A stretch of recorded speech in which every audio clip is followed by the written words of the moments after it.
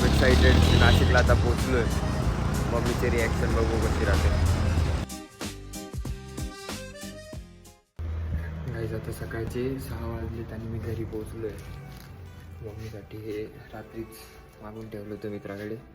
So आता तिची reaction बघू काय असते.